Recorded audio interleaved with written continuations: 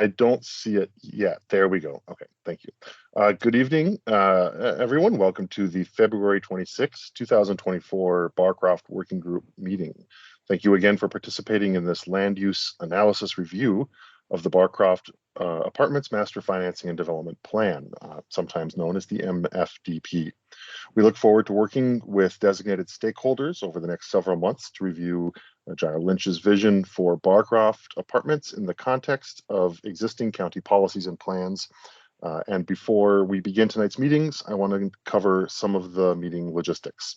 We are holding a virtual public meeting today, and all participants, are joining us remotely.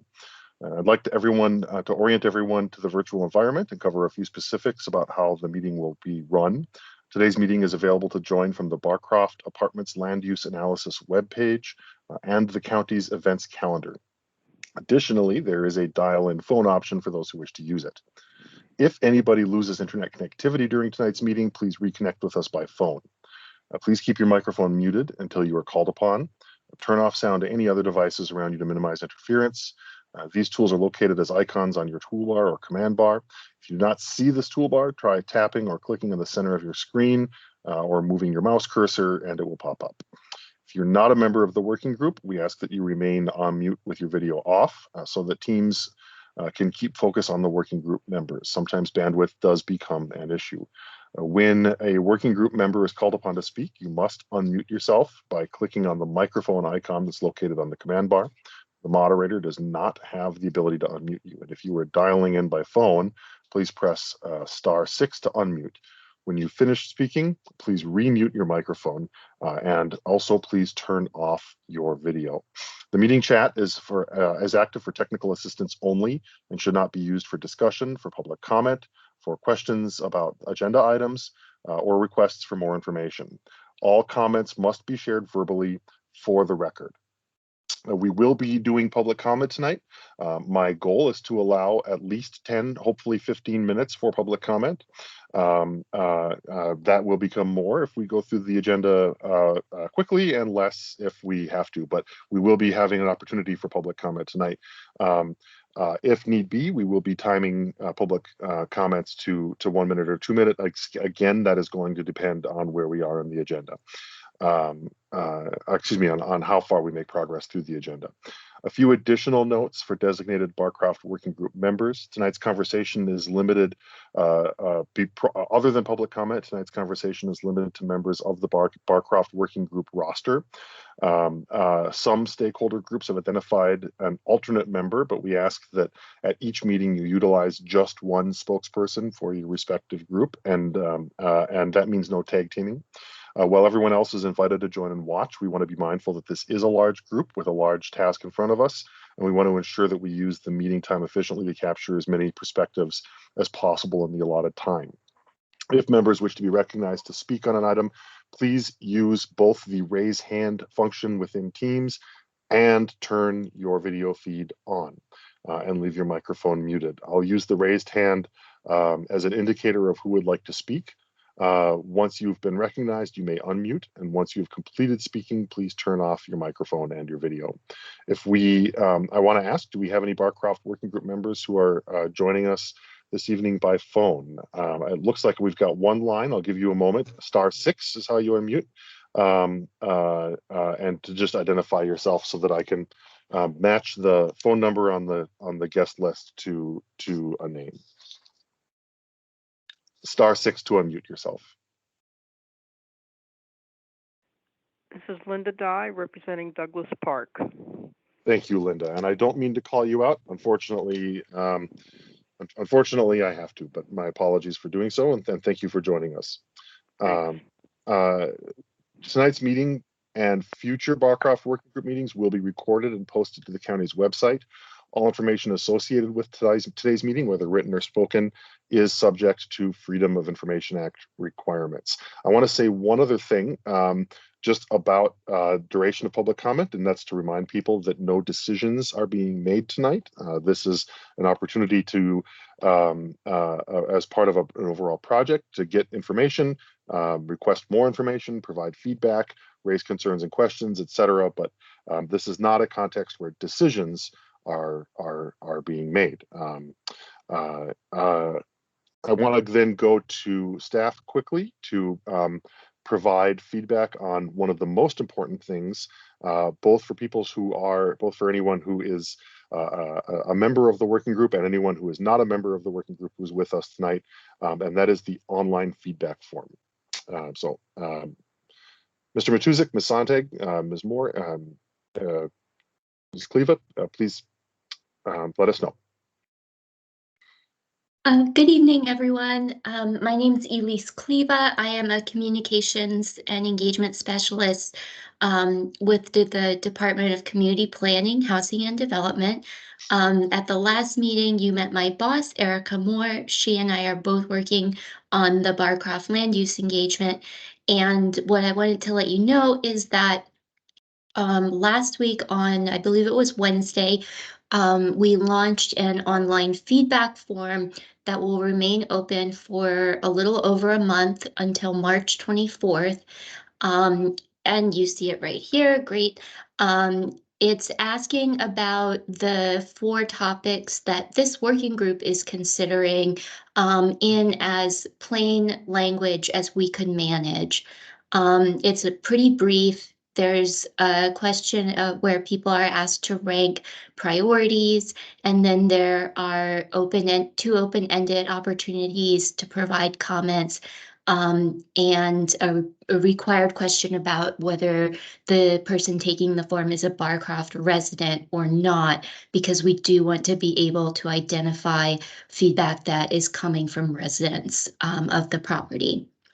It's available in multiple languages. You received the link in an email that went out to you at the end of last week, and please feel free to share it among your networks. Or actually, don't just feel free, please do share it among your networks. Just as an add-on, because as we know, not everyone is reached by or is comfortable using an online feedback form. We will be, meaning county staff will be on site at Barcroft at a number of events, and then just some kind of unstructured drop-in times over the next month where we will be there to talk to residents, answer questions, and help them complete the form in person if they would like to do so. Thank you. Thank you, Ms. Kleva. I apologize in advance for putting you on the spot, but the fault is mine for not having thought of the question in advance. Is there a Spanish language version of the form? And if not, is it possible to stand one up within a reasonable time frame?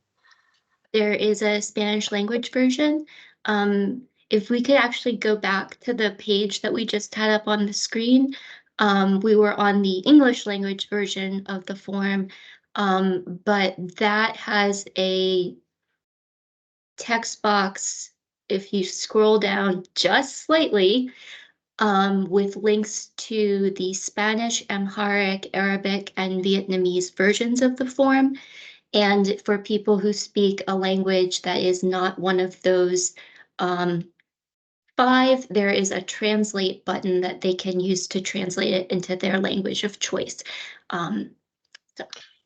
At the risk of coming across as micromanaging, I would ask that you please consider whether or not there's a way to get that above the fold, so to speak, before the browser starts scrolling. If that's not feasible, that's not feasible. The other ask I have is to our colleagues on the working group, and that is to please distribute this link to your local networks, to the constituencies that you are here representing, and on more than one occasion. In addition to filling it out, you are the people on whom we are relying to. You are not necessarily the people, but you are people upon whom we collectively are relying to get the word out and sort of, for lack of a better word, persuade the people in your various constituencies to participate. Thank you. Anything else on this point to colleagues from the staff? Okay, so tonight's meeting will focus on conservation areas and redevelopment areas. County staff prepared a presentation to help orient everyone to the site and existing policy, which informs the vision for Barcroft. Afterwards, the Gyro Lynch applicant team will give a presentation, and then we'll move forward into discussion. Before we begin, before I go over to staff, I want to invite, we're going to skip the full introduction process, but I do want to invite anyone who was not present for introductions, the initial introductions when we last met, to raise your hand and be recognized. And that's any, if you were either late, came on late, or were otherwise skipped, or just weren't here. We'll start with Glenn. Thanks. This is Glenn McCullough. Yes, I'm representing Barcroft, the neighborhood itself, and sorry I couldn't make the last meeting. I had another meeting and overlapped, and I've just been sort of volunteered into this role. So I'm happy to be a part of it, but apologize for not being in here last time. Happy to have you. And to be clear, Glenn, when you say the neighborhood Barcroft, you mean the Barcroft School and Civic Association. Sure. and corresponding neighborhood north of the Pike, whence yes. I also come, although do not represent. Thank you. This is going to be a fun one when we talk about the neighborhoods, but you'll probably hear me slip up and refer to the neighborhood as Barcroft as well at some point. Y'all will probably hear that. So ask you for my apologies in advance. I offer you my apologies in advance. And I'll likely do the same. Zach Linick. Hey, good evening, and thank you for having me. I'm sorry I missed the initial session. My name is Zach Linick, representing the Housing Commission, and I live in Claremont. Glad to have you here. Jacob Yanofsky. Yes, apologies for missing last time also. Jacob Yanofsky, I am the president of the Foxcroft Heights Civic Association and representing that neighborhood. Great. And we are, I'll mention one other thing for everyone. We are aware that we still are not joined by a representative of the resident council. There was an individual who had agreed to serve on this group representing the resident council. That person has because of for some shifting professional obligations, sadly has had to decline the opportunity to continue to participate. We are actively looking for and recruiting a replacement. We may have one. In addition to just inviting people to come and speak to us from the Residents Council, we are also going to be trying to find opportunities to hear from the Residents Council directly. I realize that my video feed may have gone out, although I trust that I can still be heard. Otherwise, I would be getting text messages. With any luck, we will have a formal representative from the Residents Council soon, but we are also affirmatively taking steps to reach out to and hear from the Residents Council, independent of just having someone be present at these meetings. So that's a status update on that. And Mr. Matuzik, your camera is on, so I'm going to go to you, but feel free to hand it off to anyone who is the right person. Thank you, and I will. Good evening, everybody. Matt Matuzik here. I am joined by another planner from our department, Lauren Ferris. So she'll be covering the second half of the presentation. And we also have the applicant here from Gyro Lynch. You'll hear from a lot of folks before we kind of dive into our discussion. So what I wanted to do is just kind of cover continuation of what we started with 3 weeks ago, where obviously we spent a lot of time discussing why we're here, what's the purpose of this expanded working group, but now we're going to be getting into more subject matter issues that allow us to kind of review this from all different angles and really verify not just what the feedback is, but where updates to policy documents may be needed, and where that's not the case, where does the design proposal need to evolve to make sure that we end up in a good place. So to start things off, we really needed to have a better understanding of the balancing act between how much of Barcroft is preserved and how much of it could be developed.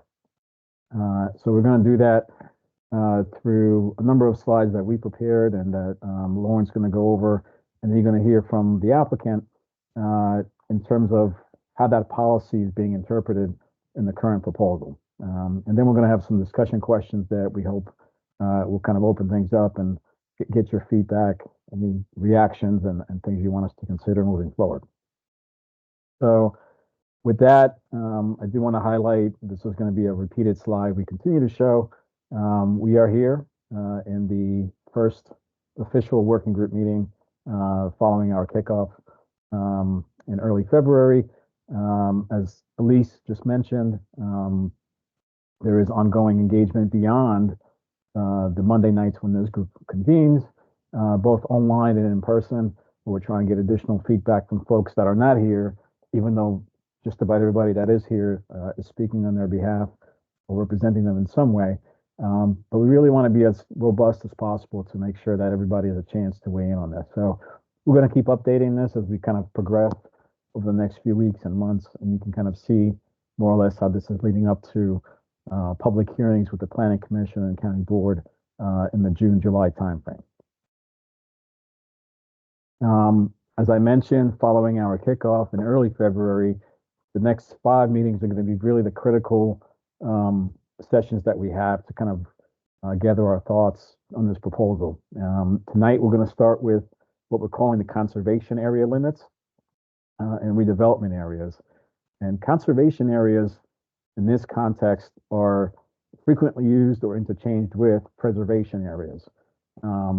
Conservation areas sometimes refer to more of the open space and courtyard environments that kind of help frame the buildings, and preservation sometimes speaks to the buildings themselves, but everybody seems to use them a little bit differently. If you see conservation, we're likely talking about preservation. And when we don't have that, we have areas for redevelopment. That balance of where those lines are drawn is really critical and necessary for us to consider first before we can get into, and you can see later on in the slide here, the other topics like transportation, parking, open space, building heights. So it's really strategic that we're starting with this topic and making sure that it sets the stage for subsequent meetings that we have already in the calendar in March and April. And again, we'll keep repeating this. A lot of the feedback we're collecting, we're going to synthesize with other staff, and hopefully either at the next meeting or most definitely in May, kind of try to provide a robust update summary of what we heard and any kind of changes or recommendations that might be developed by that point. So what are the policy context documents and previous visions that we've developed for Barcroft in the context of preservation and redevelopment? So we showed this slide at the kickoff meeting. This is a very comprehensive list of all the different policies that might be impacted that we're going to have to review. And they are all structured at different levels of detail. Some really specify and took a close look at Barcroft, and some I think are more countywide and simply offer just, goals and objectives that we just need to interpret for Barcroft. So I'm going to cover the first 3, and Lauren's going to cover the remaining ones that deal with the more historic documents that we have structured, not just for the corridor, but the entire county. And as we do that, you'll get a sense, in some instances, there are maps and exhibits that speak to Barcroft that we should utilize in our review. And sometimes it's just narrative that we have to interpret. But we wanted to make sure you guys have all this information because a lot of planning went into these documents. And as we look at other topics later on and other policies, we need to make sure that we're considering all of them as we formulate our feedback. So I'm going to go in chronological order, which I think should help, starting in 2005. Of course, this had earlier iterations in 2000 and 2002, I believe, but the initial emphasis on planning along Columbia Pike was focusing on the commercial areas, which are generally concentrated around key different intersections. Walter Reed, George Mason, Fulmar Run, Dinwiddie, and Greenbrier further west. And in those instances, there was overarching corridor-wide guidance, but as you see in the bullets here, there were some specific ones about what could happen at the George Mason and Fulmar Run intersections. So as best as we could, we try to extrapolate those bullets for you so you can see here. Again, this was almost 20 years ago, so what was the vision at that point? What could the future hold for those intersections if redevelopment and the right development came along and helped us revitalize the corridor? What could that look like? And then a decade, later, we started to look at all the in-between areas that weren't covered in that initial planning effort, and these were largely residential sections of Columbia Pike. And we packaged that all in the neighborhoods area plan that was adopted in 2012. So similar here, additional guidance in terms of what the corridor could look like, some additional challenges redevelopment could help address that we weren't specifically focusing on a decade earlier. And this map is really something we're going to start to show you as it collects all those different ideas from both the commercial and the residential documents. And in a illustrative plan, kind of a what if map, begins to show you, well, if long term, if change could happen, here's what it could look like. I'm going to spend a minute here discussing it because it is a little bit busy. And if you haven't stared at it long enough, like I have, it doesn't really make too much sense. But largely, it shows you two red outlines. The darker ones are those commercial areas. You can see high concentration along George Mason and 4 Mile Run. And then the lighter red, or almost pink boundary is that neighborhoods area plan that is much deeper and significant as it covers much more land. And within each one, there's a distinction between kind of the light orange colors, which are existing buildings we anticipated would remain, and then the darker orange color are the new buildings that could be constructed with redevelopment.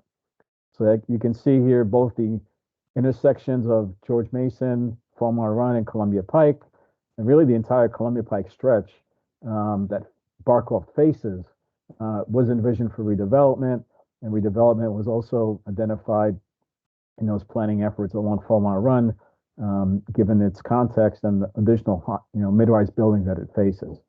But the bulk of Barcroft, particularly its southern sections, its kind of central core, and George Mason areas was identified for preservation. So really those kind of urban edges, if you will, particularly when they come close to the commercial nodes, both on George Mason here and on 4 Mile Run, were envisioned for redevelopment. Now, in addition to those kind of illustrative what-if maps, the neighborhoods area plan also had more specific guidance that really became the building blocks for our zoning language that we call, the form-based code that ultimately helped codify that vision. So this is getting to a much smaller level of detail by identifying exactly where redevelopment could happen and to what scale. How high could some of these buildings go? So while this is also a busy map, it does begin to highlight what the transitions were anticipated previously as redevelopment is concentrated along Columbia Pike, but then gradually has to transition to the rest of Barcroft that is preserved and is at much lower densities. And this kind of striped yellow hatch that you see here was, in this map at least, how we were designating the portions of Barcroft that would be preserved. Then all the other colors that you see are different height restrictions that would apply to future buildings should redevelopment occur along those edges. And that distinction is becoming pretty critical and consistent because it also gets carried over into our general land use plan map. So for all this to work, for the zoning language to be implemented, for projects to be reviewed and ultimately approved, this general land use plan, excuse me, which does cover the entire county, this is just a snippet of Columbia Pike, has to carry that same, district boundary. In this case, I know it might be a little bit hard to tell, but there is a black outline. There's two actually along Barcroft. One is the area that's designated as 24, which is a reference to that neighborhoods area plan and its own form-based code, as well as 24A, which covers kind of the central portion of Barcroft, and that's that preservation area or conservation area that we identified. And then you can see here those other nodes in pink that are those commercial nodes, having a much earlier note, number 8, because a decade earlier, those were adopted and created. So again, anytime we're discussing and revisiting the balance between preservation and redevelopment on Barcroft, if it may likely lead to shifts where that balance needs to occur, these are all documents we're going to have to revisit and potentially update depending on where we end up, so that our vision is now reflected in these documents. And this is kind of the storyline you're going to hear every month when we meet, in that as we consider the proposal in front of us, if we feel changes are warranted and are appropriate, based on new information we have available, based on where we are today. In some cases, those policy documents, if they were this specific and expected a very specific outcome for Barcroft, they may need to be revisited and updated to reflect the current vision that we have moving forward through this group exercise. So we're just highlighting those for you, and then Lauren's going to take over and discuss some of the other ones that also reference Barcroft and other historic properties. Thanks, Matt. Take a break. Good evening, everybody. My name is Lauren Ferris, and I'm the Principal Preservation Planner for the County's Historic Preservation Program. Thank you for having me tonight. I'm here to speak, as Matt mentioned, about other county policy concerning historic preservation goals that will be considered during this land analysis. So in November 2023, the County Board adopted the Historic and Cultural Resources Plan, which is an element of Arlington's comprehensive plan and is the primary policy document guiding the county's historic preservation goals and actions. The updated plan has about 5 main focus areas, which are community engagement, incentives, partnerships, regulations, and technology, information, and tools. And based on these 5 main focus areas, I'd like to kind of go over 3 that I think could be achieved when we're starting to look at the future of Barcroft. So for one of those focus areas being community engagement, the first goal you're kind of seeing here, you know, the county and the Jerry Lynch team recognizes that it's important to build an understanding of Barcroft's history, its residents, and their homes, which I see as like the trifecta of what makes Barcroft special. And Barcroft is also, as you all know, a community rich with diversity and different backgrounds, and you know, we really should celebrate those. We also see there being opportunity to do proactive education in Barcroft about its history and what makes it special. Another goal here on the screen is, you know, for the protection of historic places, there are only about 4 locally protected historic resources in the vicinity of Columbia Pike. Therefore, we see the future protection and preservation of Barcroft as being a significant increase to building support for preservation of historic places, especially in this part of the community. So for the next slide, I wanted to focus on areas where there's incentives for preservation, another one of our goals from the Historic and Cultural Resources Plan. So since the form-based code identifies Barcroft as a conservation area, and the Jerry Lynch team is proposing to utilize the form-based code and not go by right development, the county is going to be able to use its strongest historic preservation tool by recording a historic preservation easement that will protect the historic buildings for a very long time. This will open up the community to new community resources that they currently don't have access to, such as financial incentives for these historic buildings, such as being eligible for historic and rehabilitation tax credits, and also the county's newly developed historic preservation fund. Or we can also be very proactive in developing interpretive history of Barcroft, possibly using historic markers or educational programs. And then I'd like to also mention that partnerships is going to be really strong here. You've heard a lot about the potential of reaching many of the county's goals by improving upon Barcroft's apartments, especially in relation to increasing affordable housing. Historic preservation and affordable housing is a natural partnership, and the County Historic Preservation Program sees the importance of preserving people's homes and the community that they know, and the importance of improving the quality of life for those residents of Barcroft, including the existing infrastructure, buildings, open space, tree canopy, and affordable housing. The Jerry Lynch team has already come to the HALRB, that is our Historical Affairs and Landmark Review Board.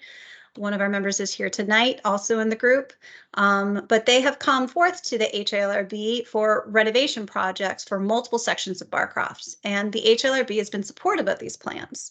The improvements to retrofitting these buildings will also improve energy efficiency and other quality of life improvements, such as accessibility. So for the next slide, I wanted to highlight on another important policy document that I talk about a lot, and it's our Historic Resources Inventory, also known as the HRI, which was adopted by the County Board in 2011. The HRI ranks specific types of historic buildings according to their historical and architectural significance. The HRI only ranks historic buildings that are garden apartments, shopping centers, and commercial buildings. And the HRI, it ranks them into 6 categories. The top 3 categories are essential. I look at them as, I always think of like the Olympics. I think of essential as your gold medal of a ranking. And then you've got important, which is the silver medal, and notable, which is the bronze medal. The HRI ranked about 400 properties countywide, And to give you perspective, only 23 properties were ranked as essential, our top gold medal ranking. The map on the screen that you're seeing here shows you those 3 top categories. And you can see here that there are just a few along Columbia Pike that are ranked as essential. I think it's like a dark brown color. And the essential category being the top one, you see Barcroft, and there's a couple over to the east on Columbia Pike. That's Arlington Village, Fillmore Gardens, the Arlington Draft House, and the Arlington Village Shopping Center. So on the next slide, I kind of focus a little bit more into the goals of the historic resources inventory that should be considered when we're looking at this land analysis. The HRI goals tell the county how to advocate for these ranked historic properties when they're being reconsidered for redevelopment. This slide states the general goal that the county should be strategic in balancing historic preservation and other county-wide goals.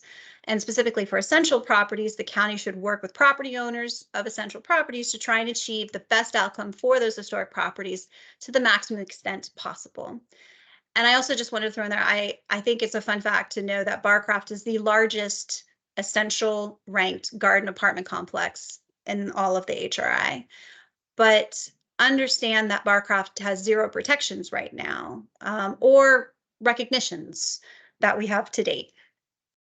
So on the next slide, I don't want to stop. I want us to keep going. Let's keep seeing some other fun facts about Barcroft and the HRI. The Barcroft Apartments and Arlington Village are among the earliest garden-style apartment complexes in the United States, and definitely are some of the best examples of garden-style apartments in Arlington County. Although I champion the HRI all the time, since the form-based code was developed before the HRI was adopted, the preservation recommendations identified in the form-based code don't exactly match with the HRI rankings of properties along Columbia Pike. For example, there are some HRI properties that are ranked important or notable that are fair game for redevelopment. And we have seen this occur with some garden apartment complexes already lost or are soon to be demolished. And there are also many commercial properties that have also been demolished. So for the next slide, it's just kind of a little intro page that just says, you know, I just want us to kind of focus on, instead of understanding just what was going on with county policies, I'd like to start focusing on the history and the significance of the architecture in Barcroft. So this slide, again, we mentioned that Barcroft is one of the biggest apartment complexes biggest garden apartment complex in Arlington County, and it comprises 62 acres. It was constructed in 2 phases with a total of 8 sections. So Barcroft had 2 architects. Architect William Harris designed sections 1, 2, 3, and 4, and the commercial buildings, and he designed these, and they were constructed between 1941 and 1945. If you look at the map on the right, you can see these buildings. The buildings in section 1, they're in the light yellow. Section 2 is in the light blue color. Section 3 is the hot pink, and section 4 is the light green. And the commercial building is that little white building to the top left of the kind of diagram that you see there. This whole area, that's known as phase 1. So phase 2 was designed by architect Albert Luters from 1947 to 1951, and his sections were section 5, the buildings highlighted in that light red color, section 6 in that peach color, section 7 in the purple, and section 9 in that dark green. And you're correct, there is no section 8 in Barcroft. This complex is huge. It contains 1,335 housing units consisting within 52 multi-family buildings, and they are all a combination of some of the best garden apartment planning and architectural design that we have in the county. And I will get into some of that more shortly, but first you can see a little bit of a breakdown in the table on the screen showing the different types of bedroom units in Barcroft between the 2 phases. So on this next slide, you might be asking yourself, why is Arlington County so talkative about its garden apartments? Well, garden apartments are one of the many reasons Arlington County is unique. You see, in the 1930s and the 1940s, the Federal Housing Administration used Arlington County and the construction of garden apartments as its guinea pig to increasing housing inventory for wartime workers during World War II and then after. Barcroft was one of those large-scale housing projects that the FHA helped fund and develop. So in the next slide, as I mentioned before, I mentioned how Barcroft contains both a combination of some of the best garden apartment planning and architectural design. So Barcroft was designed with Garden City principles, which focuses on housing specifically for the working and middle class that was both modern, affordable, and desirable. These were amenities that were often only available for the wealthy, like living in park-like settings, having generous floor plans in a low-rise building, having sturdy and durable design with natural building materials like brick and slate, and buildings being designed for lots of natural light and plenty of ventilation. And just the icing on the cake was living within walking distance of commercial centers as well. And although Barcroft was designed by two different architects, you would not know it unless you were really looking for it, as the design variations are very subtle. So on the next slide, let's get a little bit more focused on the significance of the architecture at Barcroft. The county and Jerry Lynch consultants, they hired EHT traceries to help identify the character-defining features of Barcroft, basically the details of what makes these buildings special. Some of these character-defining features are more prevalent in specific sections, but majority of all of these 52 buildings contain these elements, such as red brick cladding and gabled roofs covered in slate and ornate door surrounds and cupolas and pilasters and eyebrow vents. These character-defining features are part of a comprehensive design throughout every section of Barcroft. But keep in mind the scale of the complex and think about what it would cost to replicate these features today. When was the last time you saw a new building with a slate roof or wood cornices and pilasters around the entryway? Through this architectural study, we really were able to get a better understanding of the complex's architectural significance than we ever have before. So on the next slide, I just want to talk about some other benefits that are in Barcroft that some of you may know of. And I don't expect this PowerPoint, by the way, to give you the full breadth of all of the wonderful things about Barcroft. I really hope that you all have been through there and have walked around the neighborhood and gotten a sense of how it feels. But I did want to point out to some of these other things that you probably already know. Barcroft has an extensive mature tree canopy and open space surrounding many of these buildings, connecting the residents to nature. Those Garden City principles found in Barcroft are one of the same with biophilic values that support connecting people to nature too. And again, the commercial architecture gives the community this self-sufficiency. And as a whole, Barcroft was designed with such intention and is not just about those multifamily buildings. I mean, it really has this livable experience at Barcroft that can be felt from its sidewalks to the bus shelters and the detached garages and the open space and down to the stoops that are at the front door. So when we're re-looking at Barcroft, on the next slide, we'll meet many countywide preservation goals that we've already identified. You know, large sections of Barcroft will be preserved and protected. And as you all look at this land analysis, the conservation area lines, you know, we'll have to kind of look at them and see how they currently work and see if that's still, if we still agree with that or not. The Jerry Lynch team is also committed to using as many tools as they possibly can that are available that are part of the historic preservation tool chest, like applying for state rehabilitation tax credits. And, you know, changes, there's going to be some changes, there's going to be some adjustments, but for the better for Barcroft residents. You know, some of these changes have already been supported by the HLRB, which is really great to see how we can kind of come up with meeting countywide goals and ways to compromise. And lastly, the county's historic preservation program, we're very committed to working with the Jerry Lynch team while looking at how we can continue to meet countywide goals and find compromise where we agree and come up with solutions where necessary concerning, you know, possibly potential demolition. So I'll leave it back up to you, Matt. Very thorough. Appreciate it. I'm going to pause and stop sharing so that we can hear from Jerry Lynch. I'll hand it over to Kathy. Great. Good evening. Thank you, everyone. And I apologize. I've lost my voice a little bit here, but let me see how I can do. Thank you to staff for that thorough introduction regarding the history, not only of Barcroft, but of the form-based code, as well as the historic elements of Barcroft. So we're not going to repeat that, but we are just going to reorient you to make sure as we move forward in these slides, you'll see that we have Columbia Pike on the left here, not to confuse you, but it just lays out the site easier to see. 4 Mile Run at the bottom and George Mason Drive at the top. You can see here, as Lauren mentioned, phase 1, which was built in 1941 to 1945, and phase 2 built in 1947 to 1951. Next. I just wanted to spend a moment orienting us back to the existing neighborhoods form-based code, which was approved in 2013, as you all know, and which identified the anticipated conservation area for Barcroft. That is what you see in the light green. And the development areas are in blue. And then you'll see the commercial code section on the bottom of the page in white. Now, this, the commercial code was approved 10 years before the neighborhoods form-based code. And so we're working on coordinating those two areas. But since Jair Lynch has acquired the property, they've really been focused on the existing residents, in addition to kind of looking at the future development opportunities. First and foremost, engaging with the residents at Barcroft and talking to them about what their needs are for their new housing, renovated housing, and for the property as a whole.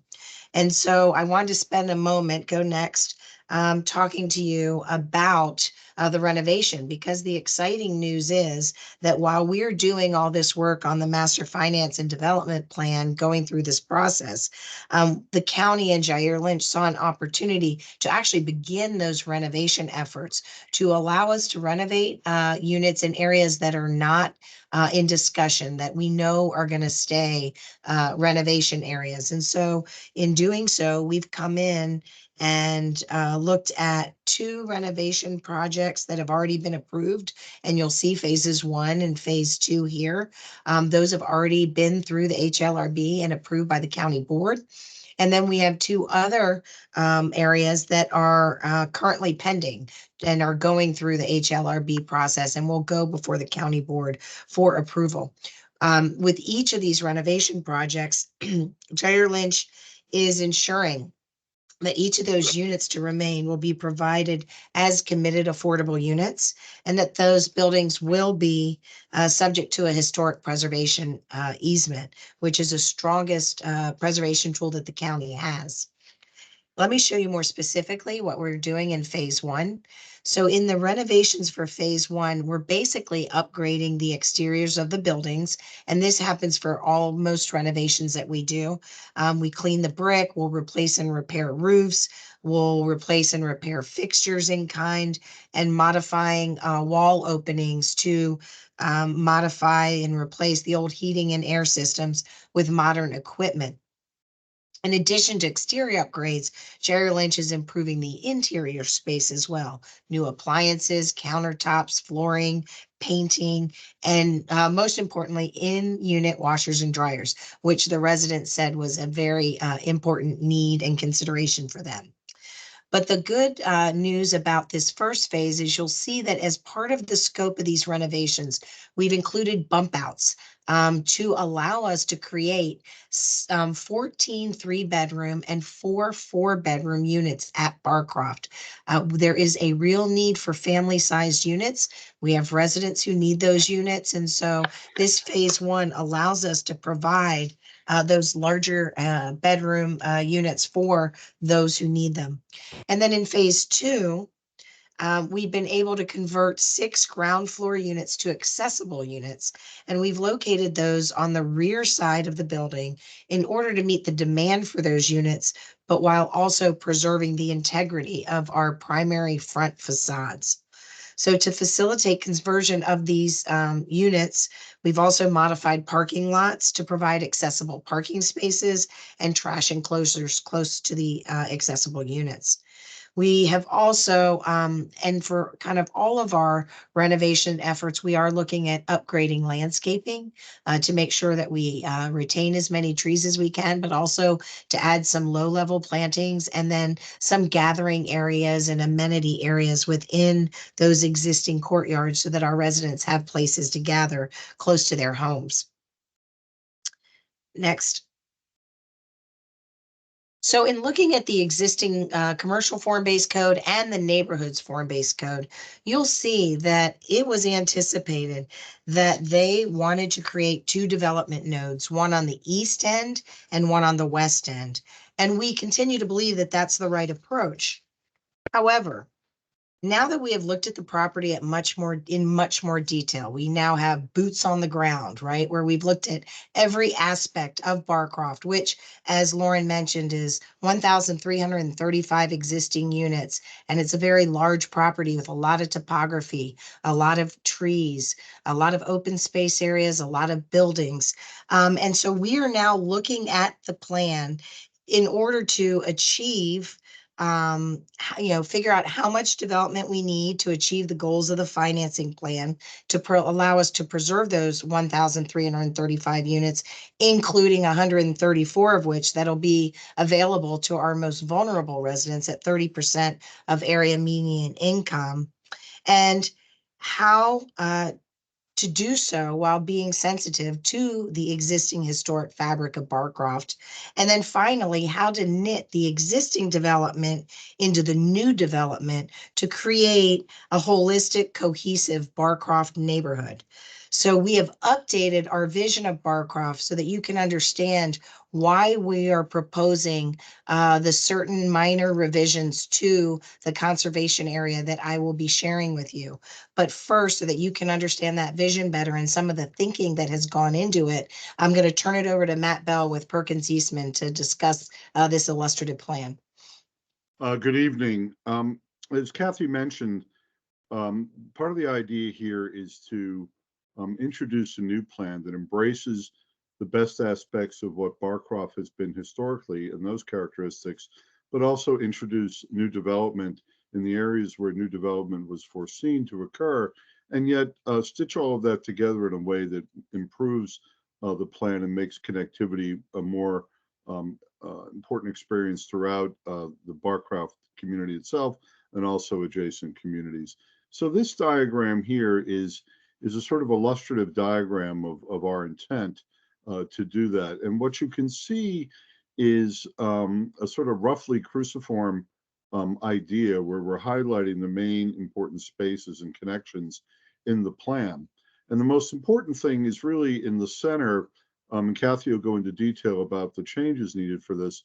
But what we wanted to do was to preserve South Thomas Street in its entirety and enhance it with new landscapes so that the initial phase of Barcroft, which in many respects is some of the best architecture and landscape in the community, has a coherency and an integrity in and of itself. So you can see there is what we've done is we've said at the historic Barcroft Gateway, the sort of curvilinear aspect of South Thomas Street is preserved. And one of the things that's very important to understand about Barcroft is, as was mentioned earlier, it's not just about individual buildings, it's really about the relationship between the buildings and the landscape that they sit in, which is a characteristic of Garden City developments. So, and you can see that curve of South Thomas Street extending all the way down to 4 Mile Run. And what we've done is highlighted the courtyards of the existing buildings that face that. So you'll be able to see the sort of green aspect of that will be enhanced, and the historic Barcroft Gateway with the buildings on both sides of that gateway sitting along Columbia Pike. At the intersection of 12th Street and South Thomas Street is the Barcroft Crossing. We're calling this area Barcroft Crossing and the Amenity Center. We thought that having an important amenity center for the community right in the middle there was really probably the right place to place something that would be centrally located and on the trail of people moving through the community. Now, opposite South Thomas Street is a red dashed line, which is 12th Street. And 12th Street, part of 12th Street that's in this diagram is existing today.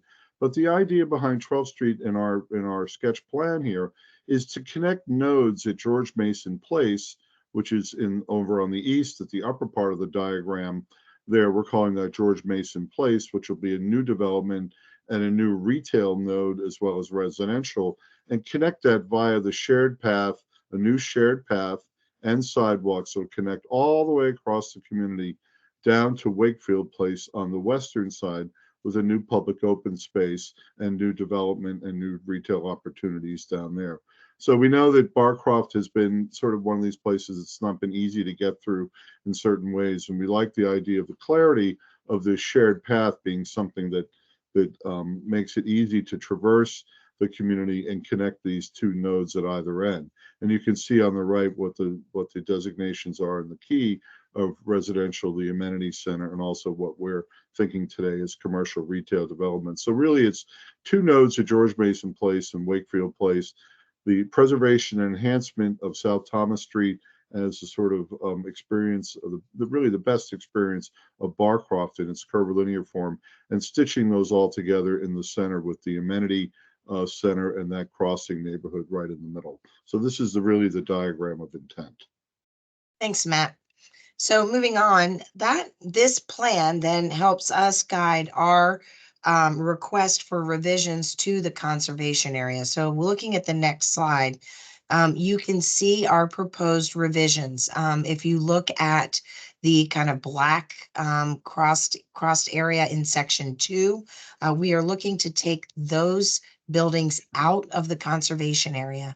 And then if you look at the ones in purple, we are actually proposing to supplement the existing conservation area to really emphasize that historic entrance to Barcroft along Thomas Street. If you look over in phase 2, where we're proposing to remove those buildings from the conservation area, there are a couple of considerations.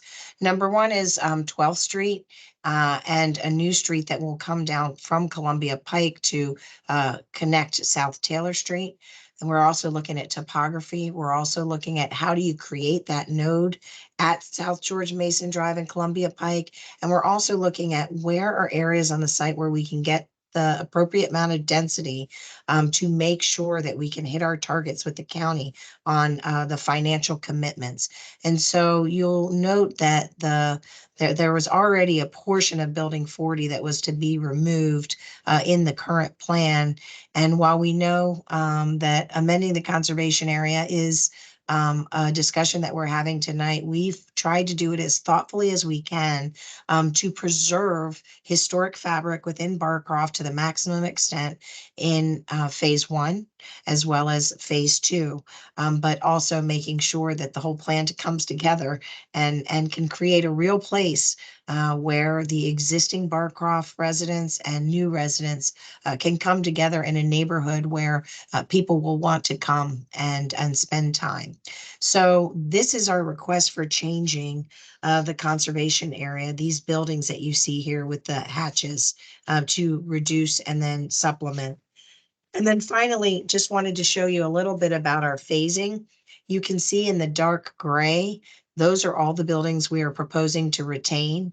And that's an ongoing process. As I showed you, we already had 4 areas that we're looking at renovating. And once we renovate units, we can move residents that are in some of these other phases into the renovation units and then build new buildings. So you'll see here, this is just our first take on what our phasing will be for the new development, with the purple, dark bluish being number 1, the red being phase 2, and the yellow being phase 3. Of course, that can change at any time. It's a very delicate dance because we need to make sure that we are building buildings that can accommodate the residents that are in Barcroft and their needs relative to unit size. And that also plays into the buildings that we're choosing to renovate first, because it's a very fine dance to make sure that we are not disrupting our residents who live here and can move them seamlessly from one home to another. And when we move them, that their experience will be in a much newer, modern home, whether it's in an existing building to be preserved or new development.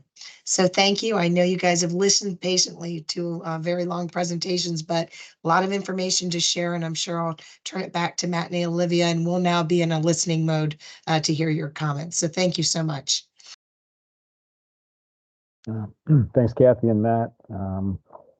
So that concludes the presentations. And before we bring up our guided questions, which were included in the presentations that we sent out, the initial section that we wanted to kind of get people's reactions to, just any kind of clarifying questions in either presentation or topic that came up. We want to make sure if anything that was covered was unclear, or if you just wanted to kind of hear it one more time, anything like that before we dive into the other questions. So open things up to anybody. If you want to raise your hand, turn your video on.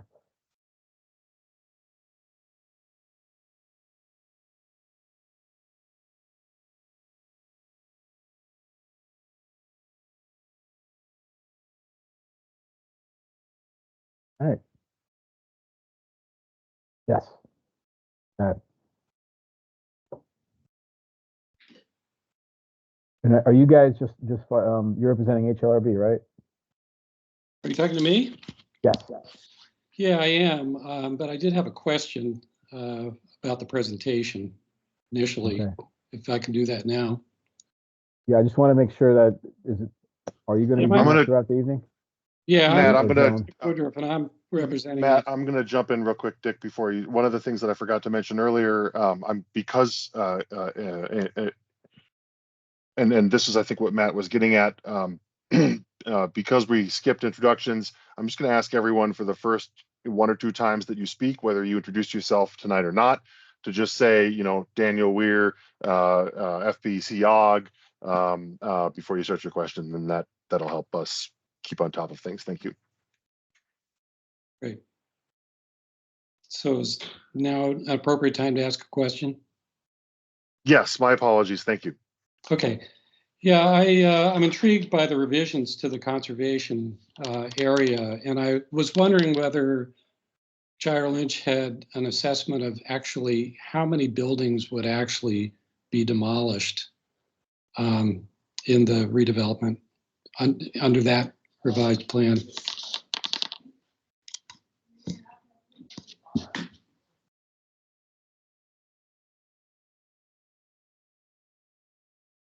Ready from the applicant side? Want to see David? Yeah, yeah, I can jump in here. So on the east node of the property, there are, again, that was phase 2, which was developed much significantly larger buildings. So on the east side, there are 7 buildings that would be demolished. And then on the west side, there's it's kind of there's actually, you know, call it in section 2, which has 5 buildings plus 1 extra. So there's 6, plus there's also the section 5 has a lot of separate buildings, but they're only 30 units, but that'd be 5 more. So I think from separate buildings, you're looking at 11 on the west node and 7 on the east node. And would a building be demolished? I think it might be 8 on the east node, David. No. We've got 4 at Columbia Pike, 5, 6, 7, 8. Let me ask one more follow-up question, and I'll be done. Would there be an additional building demolished to create the sort of recreation center there along Thomas Street? Yeah, it's a portion of that building. Yeah, for the amenity center, there's an 18-unit building that we would be demolishing 12 of those units and preserving 6. We actually chose that building because of the spine. That's actually a back of the building. So it's like the one building along St. Thomas, South Thomas, that has a back to the road. So that's why that was one of the reasons why we chose it as well. Okay. So that's 8, 6, 5, and 1. By my count, that's 20 buildings out of 52. Well, I guess you want the comparison of what's already shown in the form-based code to be demolished. Because there's already buildings slated to be demolished in the form-based code today. So we should be talking about the delta of what we're requesting. And that is what? So we're requesting to add back 3 buildings and remove 4 buildings.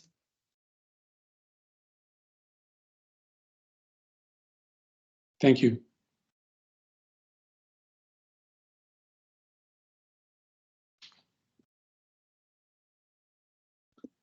I was going to ask exactly that delta question. I'm not seeing any other hands or video. Mr. Miltenberger.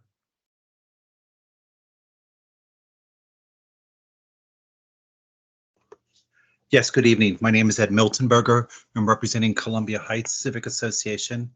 And first, I want to thank everybody for all the work that you've done so far. The project does look really fantastic. I also want to thank staff for making some of the multilingual resources available for the community. I think that's great. And what Kathy Puskar just talked about in terms of obviously some families are going to have to be moved, and it sounds as if there's going to be some plans in place so there'll be sensitivity to these families being moved. And I think that's going to be very important. So thank you very much for that. But my question really goes down to on slide 23, it shows the backside of the property of one of the buildings, and there are two exits that apparently are exits from units that are below grade or half at grade. And what I would like to ask is if we could possibly include more egresses from the ground floor units, apartments, to the back landscape or the garden space in the back. Why I say this is because we've heard that, like last week, I'm sorry, when we last met, this project is being planned for the next 100 years.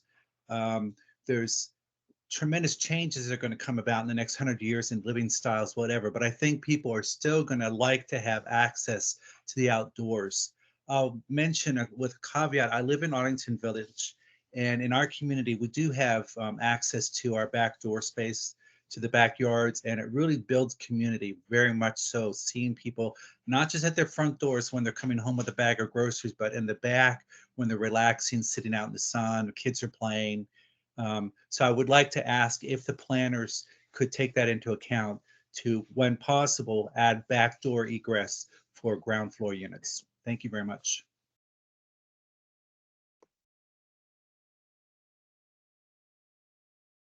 Thank you, Mr. Miltenberger. I'm going to go to Mr. Morquin.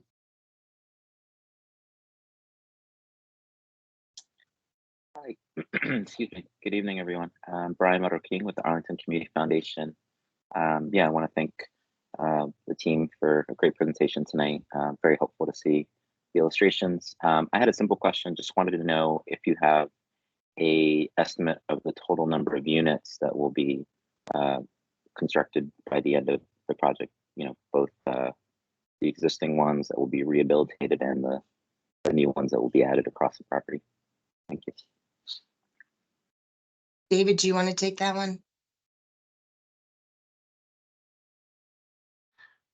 Sure. Yeah. Just to give a sense of numbers. So the commitment with the county's affordable housing program is for a total of 1335 to remain affordable.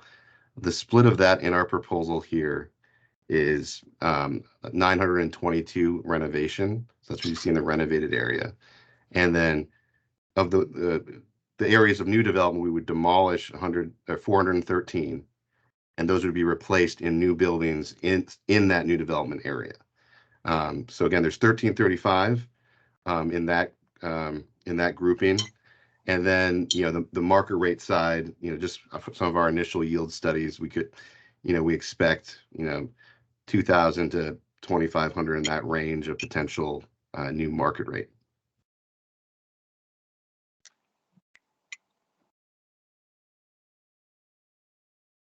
So I guess we add those, I'll add those together. You know, we're looking at 3,000, 3,500 total units on site.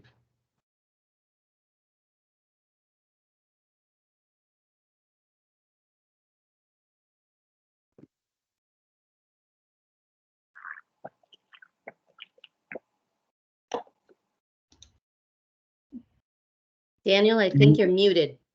Yeah, we can't hear you, Daniel. My apologies. Mr. Miltenberger, did I your hand is still up. Did I go to Mr. Marquin before you got an answer to your question? My apologies if that's the case. I see a head nod from Mr. Matuszak. Ed, if I could just get you to briefly restate it. My apologies for that. Did you not hear my comment at all, or? I heard it. I just jumped the gun, I think, on before. I think Brian was had his hand up earlier, and then he went down. So if Brian could come back on. Thank you. We did hear you, Ed. Yeah, thank you. Thanks.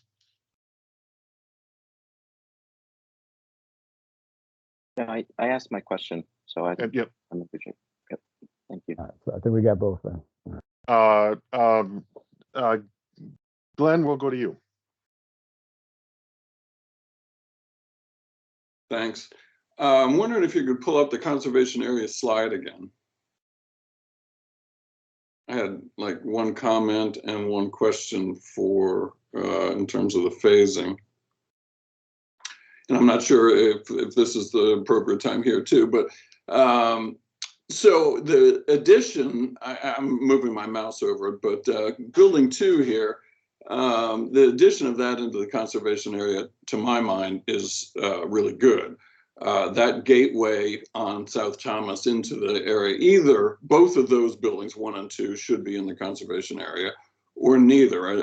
In my mind, when I saw the conservation area, I thought building 1 was going to be sort of by itself out there, and that would actually be a good location for the amenity building right at that gateway.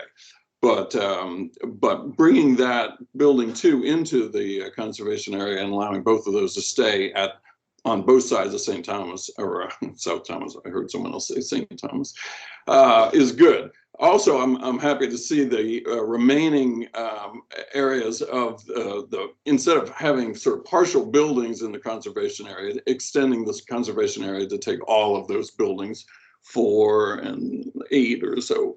I think that's all a really smart and good move. My question is actually, and I guess maybe it's the next slide, up on South George Mason, the phasing of the new development indicates the development on the corner of Columbia Pike and South George Mason as phase 3, I think it was, the one further south as phase 2, and I'm wondering why that, because logically in my mind, getting phase 2 building up on Columbia Pike at that corner across from Chantro there, and would be a logically stronger, get it on Columbia Pike as a larger building. Yeah, I can talk to that. The phasing question, I think, was the primary question. So part of this phasing process that Kathy kind of alluded to is we can't open up. Currently there are 1,335 units on site. To be able to demolish anything, we have to replace that building first with a new construction project.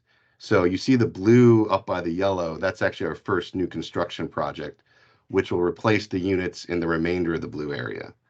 And one of the reasons why the yellow goes last is because basically all our 3-bedroom units are in those buildings along Columbia Pike.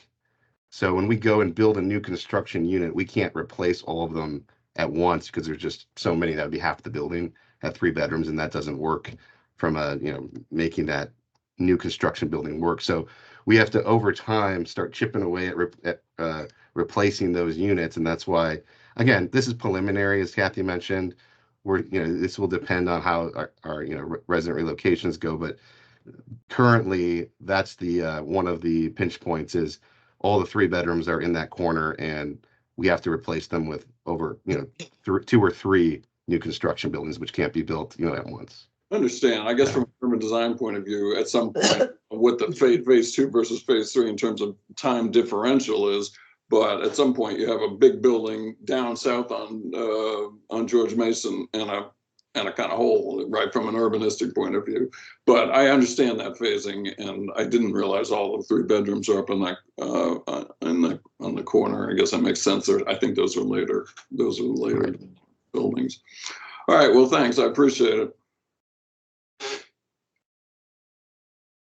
Before I go to Ms. Odant, I want to just stress people, and I'm not picking on anyone in particular, but I think that Mr. Matuzik had invited clarifying questions. There are going to be, we've got, a structure of ways to be thinking about the more substantive questions and feedback we want to give, and please be mindful of that. I'm going to go to Ms. Odant.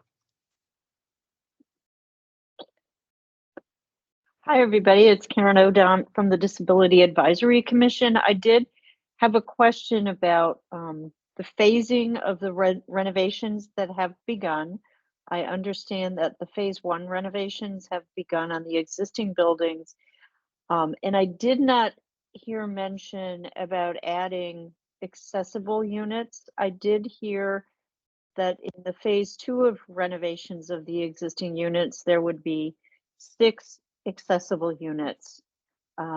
So the clarifying question is, for phase 1, what is the plan for accessible units? And then when will the phase 2 that includes those 6 units begin? Yes, thanks, Karen. Yeah, just to clarify, yeah, you're correct. The first renovation phase was studied for accessibility units, and there's given the topographical challenges there, we did not find any. Again, stepping back holistically on every phase, we're trying to find as many as we can. And again, that's a mix of parking. A lot of it has to do with, is there an accessible path from the parking to the unit, and how do we address that? So we have studied, we are studying each phase as we go to see how many we can do. And so yes, as we come forth with these use permits, that's always something we highlight on, is how many accessibility units do we find, and what do we study.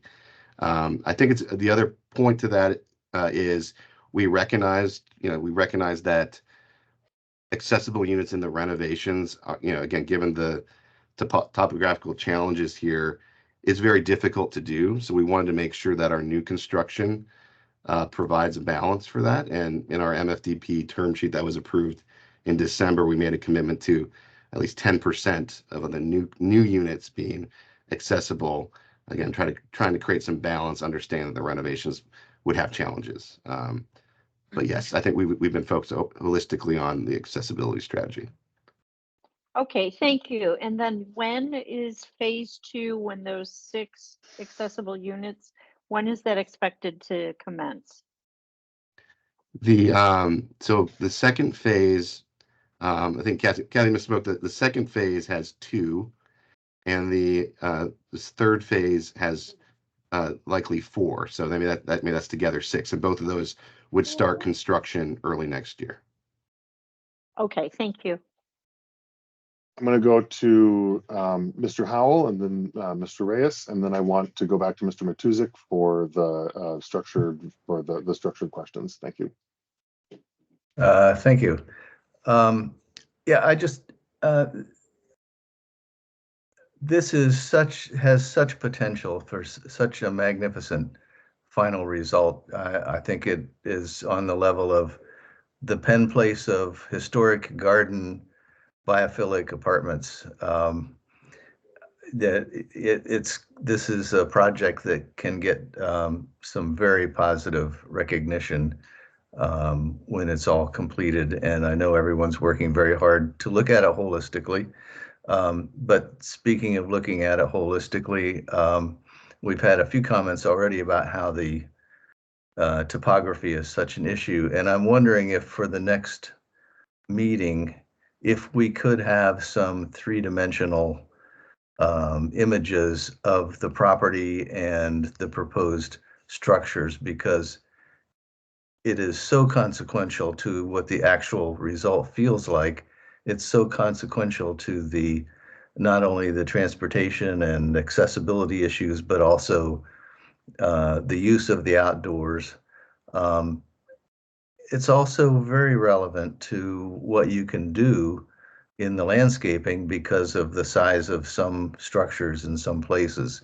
And I'll just throw out one point that in a recent walkthrough I noticed very quickly, is that depending on the number of floors that you choose to have in the various larger buildings, you can either minimize or maximize the differential to other portions of the property and to the adjacent areas by where those footprints are. If you put a 5-story building where the Goodwill is at Columbia Pike and 4 Mile Run, that roof is not going to be higher than some of the adjacent historically preserved buildings. That's a big deal in terms of the sort of the human scale issues. And of course, then the use of the outdoors and the landscaping and the biophilic impacts. So I just want to throw that out there now. I think it's something that everyone would be much more enabled to visualize what things are going to look like with all three dimensions. And you can't even really get that from satellite. It's got to be modeled. Thank you. Thank you, Mr. Howell. And I'm going to go to Mr. Reyes and Ms. Hogan. I'm going to come to you once we get into the structured questions portion.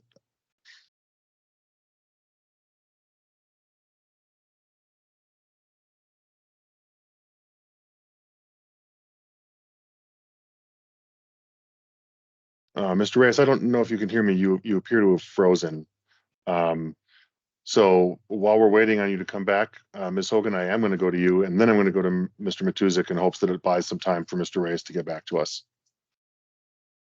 Good evening. Thank you, Daniel. I'm Alice Hogan with the Alliance for Housing Solutions and Navajo, Northern Virginia Affordable Housing Alliance.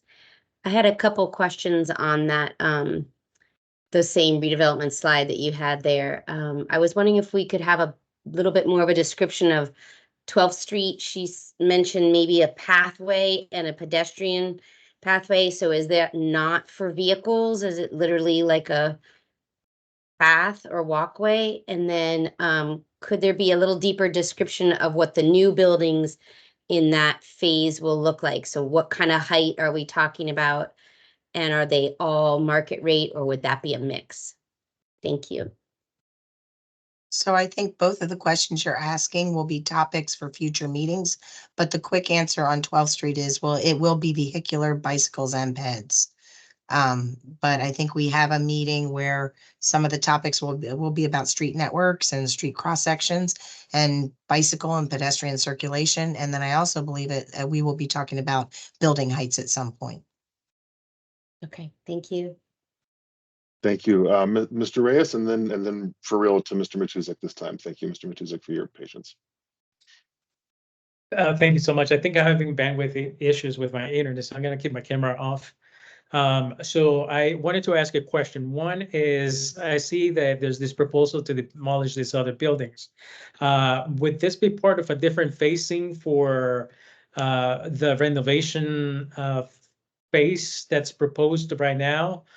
If so, what would happen to these residents? Would they be allowed to move into the phase that's going to go for renovation if they so choose to move into one of those units? And then I also have a comment. I guess I can get a question, or I can ask that other separately, or mention the other point separately. I would prefer to come back for the comment once we're in the structured things, and if it's sure.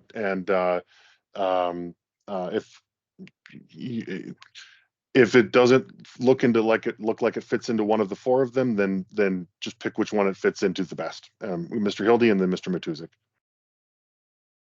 Just to answer Sal's question about how the new construction works. Again, the renovated units, as we go through them, income qualified residents there will be able to move back into their units.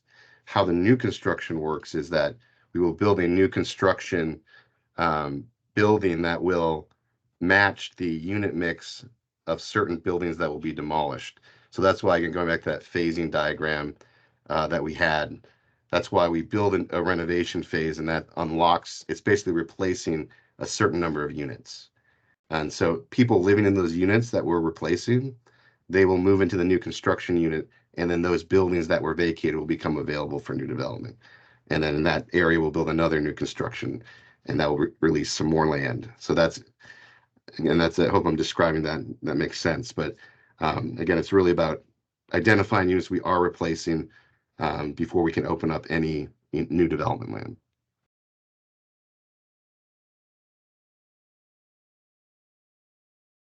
Thank you, Mr. Hildy. And Mr. Matuzik, we'll go to you.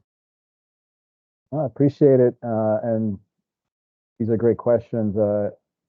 Any kind of clarity we can offer is, I think, incredibly helpful. I tend to discover something new every time we meet, because the minute you thought you had a handle on this, there's another filter that John Lynch has to solve for to make this all work. Yeah, and one of the things that I expect probably half the audience is aware of, but there is a portion we didn't really emphasize too much in our presentations that, is not owned, not part of Barcroft. Those townhomes that were recently constructed on 1 Columbia Pike and the older residential complex, however small, that's right next to them, those are significant elements of what we thought in those earlier planning efforts that would be available to allow us to completely restructure this entire block and really design it at that scale when they no longer become part of the equation and we have to design around them and the significant topography that they sit on. That's a pretty significant challenge, and it automatically takes a lot of the elements we thought we could deliver with redevelopment off the table, because those two parcels did not follow the form-based code vision and meet the neighborhood's area plan objectives, for better or worse. But that's a new variable that we now have to plan around, and it's not going to change. So just wanted to highlight that in case it got lost in the conversation. But moving on to maybe question number 2, what we wanted to kind of hear from folks, if we can kind of organize our thoughts in that way, is really, the updated conservation area, changes that we just saw from the applicant, and any kind of reactions to what you saw, immediate feedback, anything you want us to consider further, provide more information. But just wanted to start there. And if we don't have any hands up, we can move on to number 3. But I see one hand has already gone up. Anybody else? I am actually, Dick, I'm going to jump in ahead of you. Can I get, can we see the applicant's slide 8, please, of the applicant's presentation?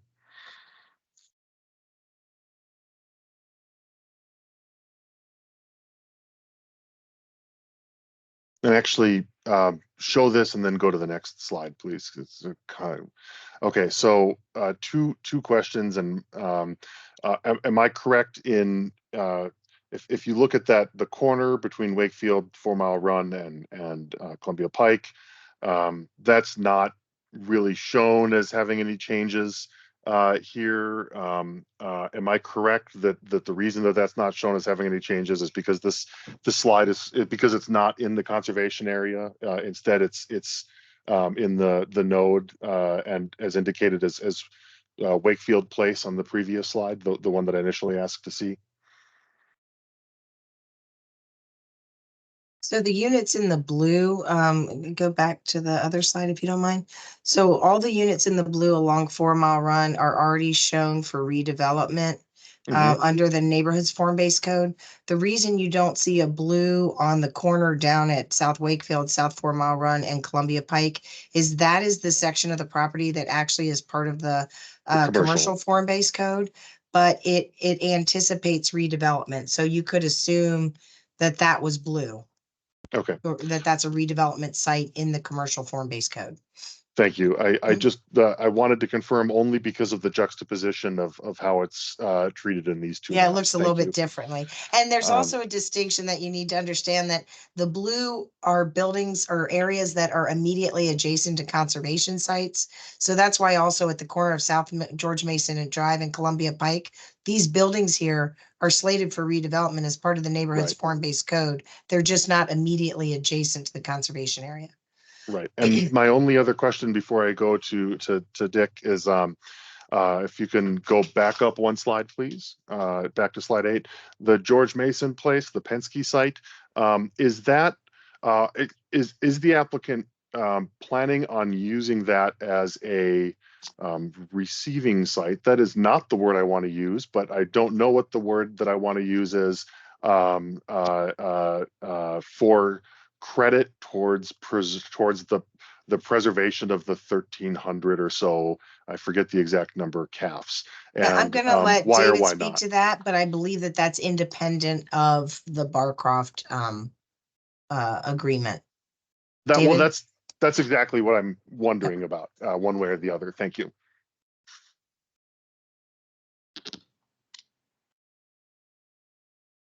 Yeah, I mean, so from a technical standpoint, that parcel is not part of the 1335, was not part of the acquisition loans of the county and Amazon. So it was separate, but we look at that holistically as part of Barcroft. It's our, that was part of the purchase. We look at it as how do we make that corner work well? How do those interrelate? So from a planning perspective, absolutely as part of Barcroft. We currently aren't planning to put any of the 1335 replacement units there. Thank you. Ms. Danowski, I'm going to go to you just because I saw you come up on this topic, and then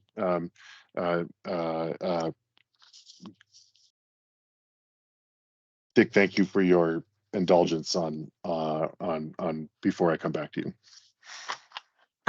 Thank you so much. So Melissa Danowski with the Housing Division at Arlington County, and just want to clarify that Penske site for affordable housing isn't something that Jerry Lynch has proposed, but from the county perspective, the $150 million acquisition loan, was used really for the whole property. I don't know if the sale transaction would have been able to occur without that loan. So from the county perspective, I would say that, we'd be open to looking at the Penske site, but there may be other reasons, more technical reasons, why Jerry Lynch hasn't proposed affordable housing on that particular site.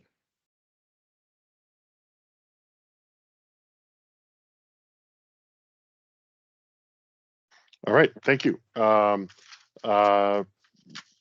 Dick, you're up. Great, thanks a lot.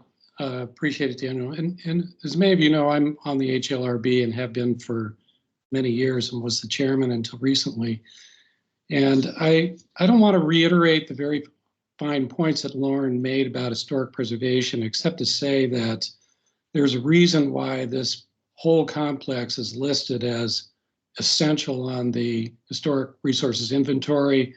The whole complex was recommended by the Virginia Department of Historic Resources to be placed on the National Register of Historic Places. And of course, the neighborhood form-based code has that neighborhood or has that conservation area. And can we go back to the slide that has the conservation area? Because I want to talk about that just for a second. I have a couple of questions about the adjacent areas. Is that available? So that area in the blue, those are the adjacent areas, is my understanding. And it's also my understanding is that there's some degree of protection that is intended to be afforded to those areas as well. Is that not correct? Under the form-based code? Matt, do you want to take that, or do you want me to? I could start. Are. It's not protections of the existing buildings. Yeah, it's protections in terms of helping with the integrity of the entire complex. So when redevelopment is occurring that close to the sites buildings that are being preserved, there is a kind of closer attention paid to the architecture and transitions that those buildings have, so that we can try to be, as compatible as we can be. So there are references in the zoning language and the form-based code that speak to, if you're in that location, we're going to be paying attention to this as well, which is a higher burden or higher threshold than you would have with other redevelopments elsewhere on Columbia Pike. Okay, thank you. And, I guess I would say that the revisions that were announced tonight are an improvement on the plan. And I do commend the Chair Lynch for doing that. But I'll just close by, again, restating that 20 of the 52 buildings would be demolished under this plan. And there may be good reasons to do it, but it really is a shame that we would lose those buildings because, as Lauren so rightly pointed out, they are unique and they represent part of a greater whole of this community that has so much history behind it and still has a lot of history happening right now as another whole community of people are living there who are newcomers, as the original folks who lived in Barcroft were when they came here after World War II. Thank you. I appreciate that opportunity to comment tonight. I'm going to maybe take a liberty to respond partially before I think Eric may have his hand up. We understand and I think feel very similarly in terms of what's in front of us. And I think the conflicted emotions that we have in terms of what's going on is kind of pairing what you just mentioned with the fact that we're even able to have this conversation tonight, that this process is even taking place, because for all intents and purposes, we're about 2 months away from private developer coming in and just demolishing everything. And the fact that we even have this opportunity, I think, breathes a little more life into what can be preserved, having that conversation yet again. And I've been quite impressed with the fact that Giant Lynch has been able to get back to such a close version of what the vision was for Barcroft's preservation, when we thought we actually had a willing, property owner kind of figure out the balance between preservation and development. And it's a, even now under the current circumstances, a very challenging environment given the market conditions and the affordability commitments that have been made, which I know we spent a lot of time discussing during the kickoff, but those things are going to continue to surface as something we at the end of the day absolutely have to meet. But I think we're getting to a good place. Yeah, I agree. And I'll just make one further point. It would be great if we could protect these properties, the ones that are going to stay, with an historic easement for a good length of time, if not in perpetuity, which is the way that's the way it's usually done. Thank you. Thank you, Mr. Woodruff. Thank you, Mr. Matusek, for jumping in. Commissioner Woodruff, I'm going to go to Commissioner Berkey. Sure. Thank you, Mr. Chair. I think Matt said it pretty well.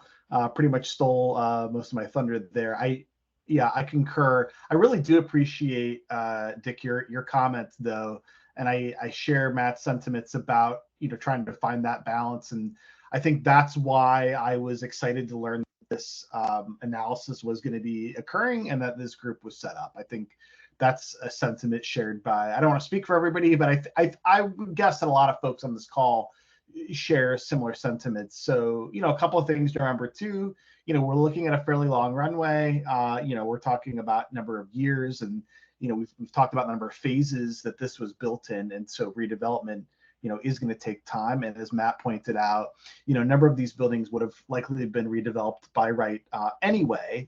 And we're in a situation where it was likely that they were going to be redeveloped in a way that wasn't necessarily consistent with what a lot of our visions here, as far as maintaining the community, maintaining the affordability, right? So I think that's all important context, as well as the fact that the way that I look at it, I really love the fact that we're celebrating that Barcroft was built for a purpose, which was, workforce housing, a community for people to live. And the way that I look at this project going forward is in that same exact spirit. What some of the housing is going to look like is going to be different because it needs to meet, contemporary conditions and times. But I think the intent is very similar. And in fact, we're going to be able to welcome, more neighbors, to this neighborhood. So I think that's it. I'll turn it back to you, Mr. Chair. Thank you, Commissioner Berkey. Mr. McCulloch, I believe you're up next. Thanks. I just have one quick comment on the discussion about how many were being demolished. And as I understand it, 20 out of 52 is in a way sort of misleading, because as I understand it, a few of those, like maybe 8, are very small buildings, right, along 4 Mile Run.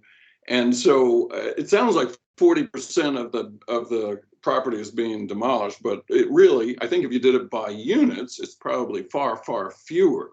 So I just want to make a comment there that I think it's a little less drastic than it sounds like when you hear 20 out of 52, just from my understanding of what I can quickly read through this.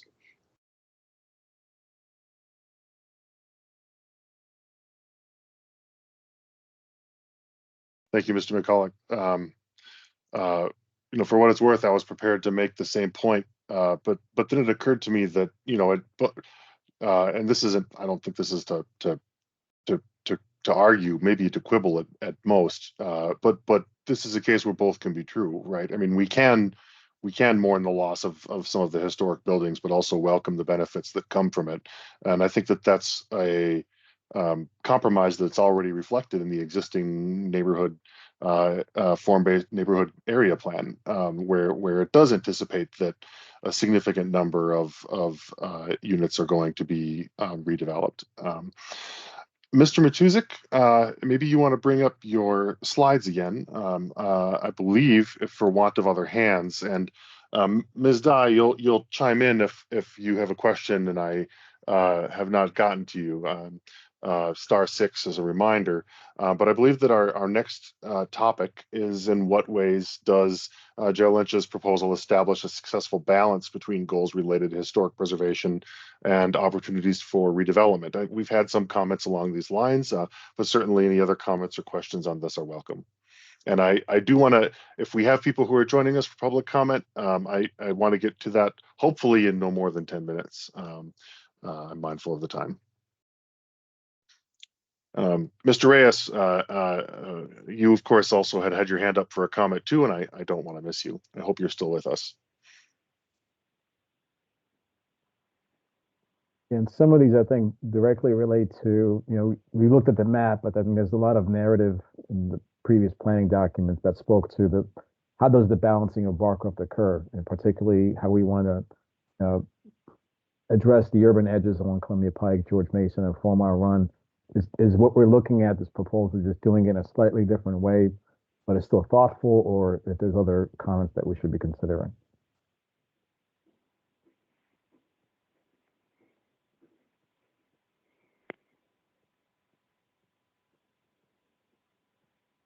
Alice? Thank you, Mr. Matuzik. Sorry. Hi.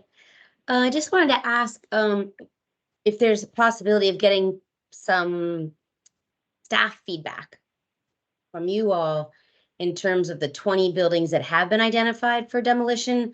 Is there anything extra special about those? If we will have 32 or 30 remaining on the site, are they the right 20 to go down? Obviously, for the plans and their location, but have you all looked at them in terms of the inventory? Are there any that are, that we might want them to reconsider for demolition if they're somehow extra special?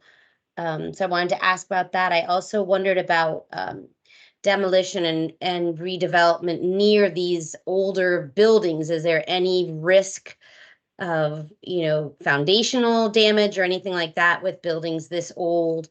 I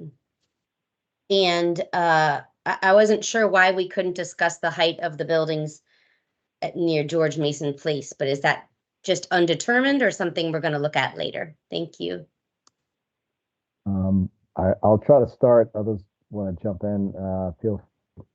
But going backwards from what you just mentioned, let me start with the last two. Building heights will be covered at the 4th meeting, which I believe is on April 22nd or thereabouts. And as new construction applications were to be submitted, part of that review, which is consistent with any other review along the corridor in the county, we would be looking at the way in which construction would happen before any kind of construction permits are issued. So if there are, topographical or other utility constraints or challenges, those will need to be addressed. In addition to many other plans for how construction will be conducted before the actual construction start. But I see Lauren has put the video on. I'm going to let her respond to the first question you had. Sure, I'll try my best. So there are certain areas in Barcroft that we have been looking at the complex for a while now, trying to understand why some of the conservation area lines are shifted a bit based on what the Jerry Lynch team is proposing. And I think the thing that staff has looked at is we have a lot more information than we had before. And what I mean before, the form-based code got adopted, the commercial area form-based code and the neighborhood form-based code. And we didn't have a real great understanding of exactly what made Barcroft so special. And so there are a couple buildings that are being proposed to be demolished that have some very significant architectural features.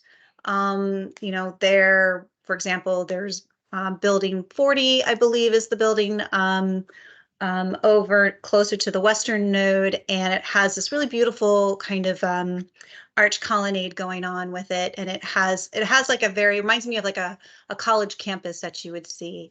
And the thing though is that if we start to make a lot of changes to what Jerry Lynch is proposing with the conservation area lines, then they need to make it up in some other way. So I feel that there are some creative ways that we can look at historic preservation and see that there could be some architectural features that might be able to be preserved in a creative way.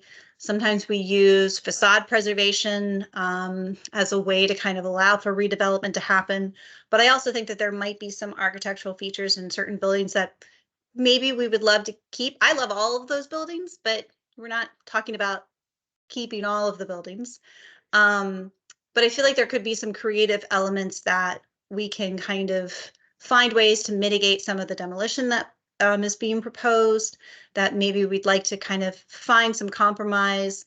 And but I think the question is, when we're looking at these conservation area lines, if there are ways that we can kind of understand exactly how the Jerry Lynch came about those decisions, then we can talk about those. Ms. Puskar, I'm going to go to you real briefly, but I see that we have Mr. Reyes back on, and so I want to catch him. I've got another comment, and thank you. Yeah, I just wanted to see if Traceries had anything they wanted to add or respond. Specifically to the arches. Hi, everyone. This is Sarah Bonish with Traceries. I think what Lauren said, there's definitely opportunities to utilize what we see on Barcroft today in the new designs and try to honor the significance and architectural elements.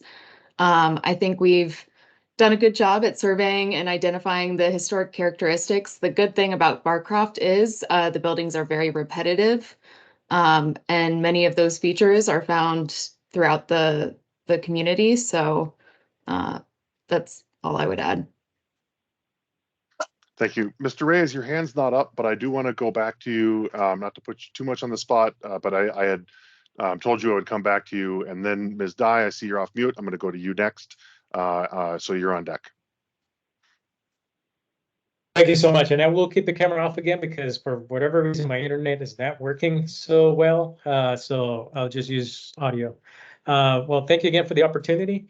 And speaking of opportunities is the comment I wanted to make as well here. So I don't know if we're in that section just yet, but it's something that I would like this group and the county and Jared Lynch to take into account, is that this is once in a lifetime opportunity, as we've heard from previous speakers, and we have to look at other opportunities where the larger community could also benefit.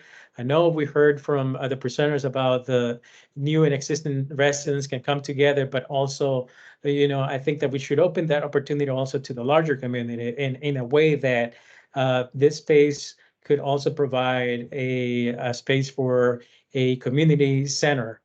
I believe that could be enjoyed by just not only the current and the future residents that will be here at Barcroft, but also by the neighbors surrounding here, the neighborhood, and the larger Arlington community, of course. Thank you, Mr. Reyes. Ms. Dye, I see that you're off of mute. If you're available to weigh in now, would love to hear your thoughts. Thank you. Just have a question. I'm curious, have any shadow studies been done overall in terms of, because we all know the tremendous topography ups and downs, and especially on the 4 Mile Run side. So I'm just curious, in terms of looking at everything that Jared Lynch is proposing, did you all do any shadow studies? If you're proposing dramatically higher buildings on the 4 Mile Run side, did shadow studies factor in? So that's basically my question. Thank you.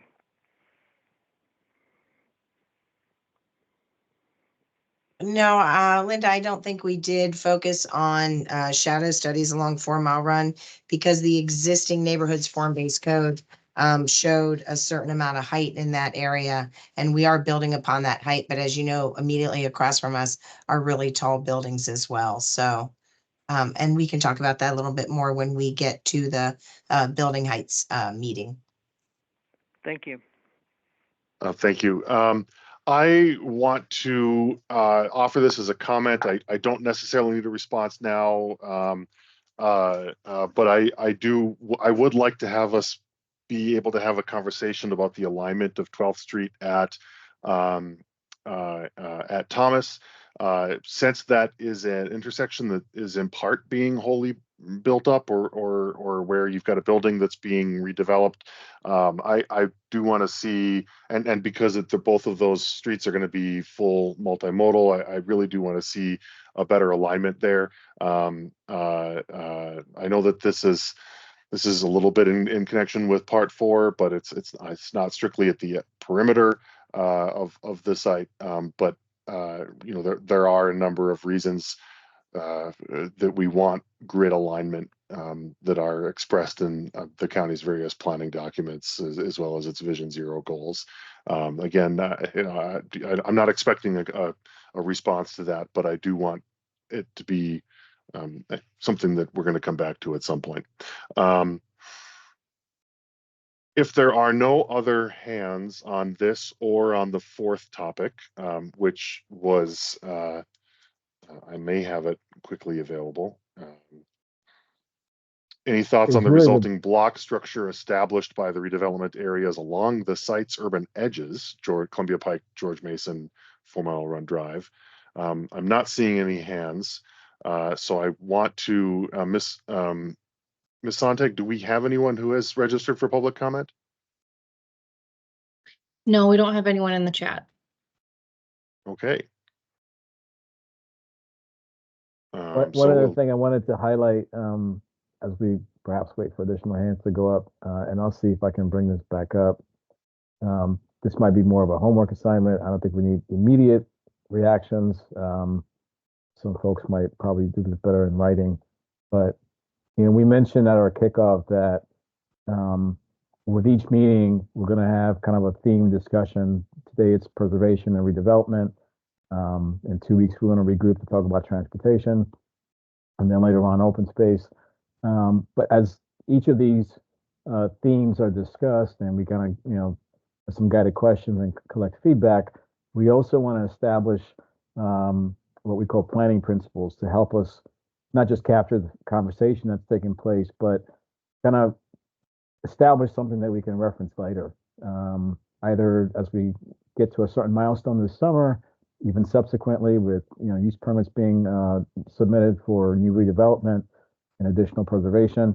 So the one that we've kind of took a stab at, if you will, developing draft language for, tries to speak to this strategic balance and strategic, intentionally identifying all the various criteria and challenges that John Lynch has been speaking about, but also trying to build upon the vision that we've developed, carefully drafting with the community and consultants, you know, years ago. And how does that balance need to evolve so that it still meets the intent, the vision that we think we want to have for Barcroft, and where it needs to evolve, or where even originally anticipated some level of demolition, how do we mitigate that so that we can still continue to have a strong character of Barcroft, even as it continues to evolve? So if you feel strongly one way or another, you want to kind of, you know, paraphrase this, make some adjustments, please feel free to email us. We definitely want to hear from you. Our contact information is in the presentation at the very end. You know, if you can't do it tonight, feel free to, you know, think about it and send us something later. But we do want to make sure that the guiding principles do a good job of capturing, I think, where the group is, so that we can rely on them moving forward.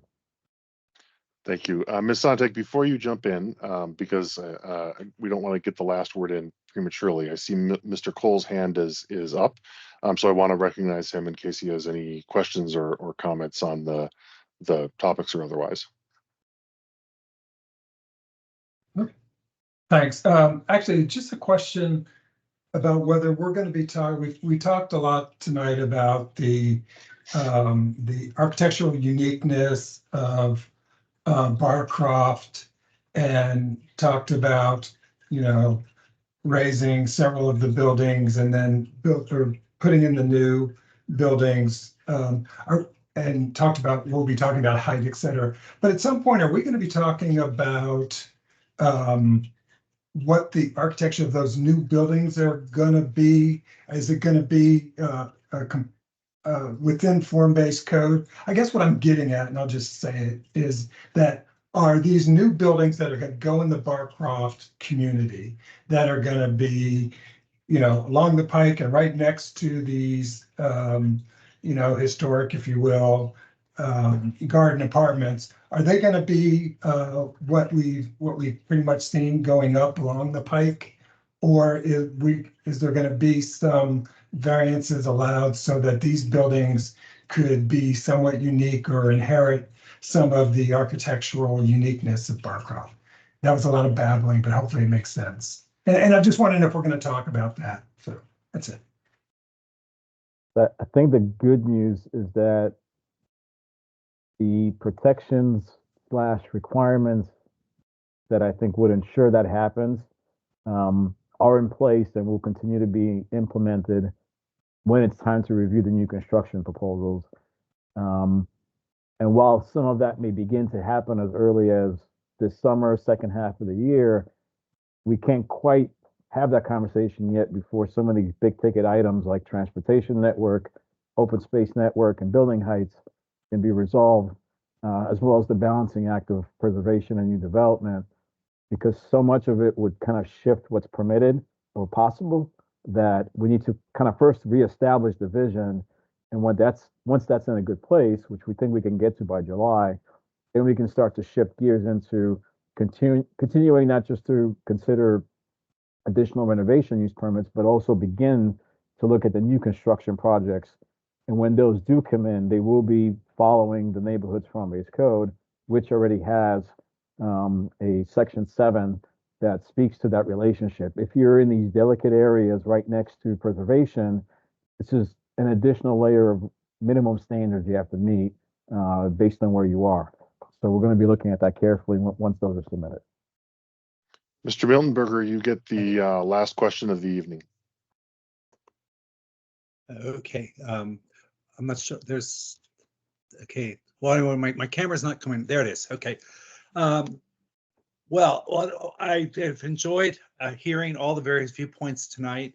One thing that I would like to ask, I put a question in the chat, if we could have a tour, especially for members of the form-based working code group, to actually go to the property, maybe with several staff members, so we can fully comprehend the questions of topography and how that influences the project, the arrangement of the current buildings and where the new buildings are going to go, and just to make it all very real, what we're discussing here, because so far it's kind of an academic exercise for me.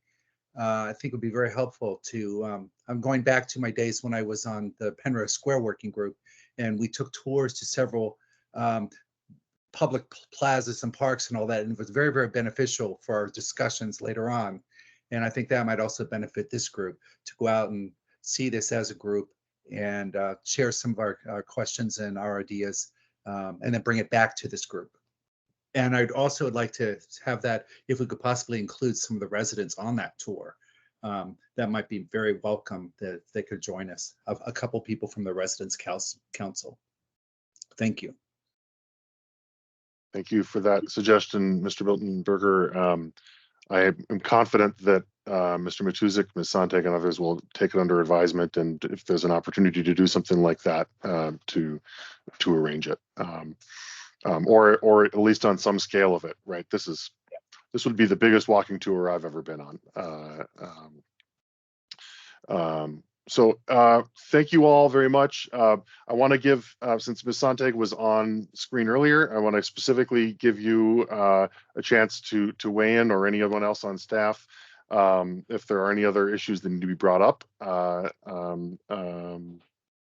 then let us know. Nope, nothing else for me. Thanks. Oh, okay. All right then. Mr. Matuzik, anything else, or anyone else on staff that we need to with anything that needs to be dealt with tonight? Just reiterating, I think where we started the meeting with, when at least I think highlighted the links to the online engagement. It's open for a whole month, so plenty of time, different languages available, and we're hoping we can reach as many people as we can. And I'm sure if it's not us, our communication staff will probably be seeing you guys on site over the coming weeks. All right, thank you. And as you see on screen, the next meeting is Monday, March 11. It's a virtual meeting. I believe that the meeting after that is on April 1st. Is that correct? No jokes, yes. And April that's 1st. not a joke, right? So just to keep that in mind for on deck. Thank you all. This has been, I think, a helpful, and this has been, I think, and I hope, a helpful and informative meeting. I look forward to speaking with you all on the 11th, and have a good one, everyone. Thank you. Thank you. Thanks, Daniel. Thank you, staff. Thank you, Daniel. Good night.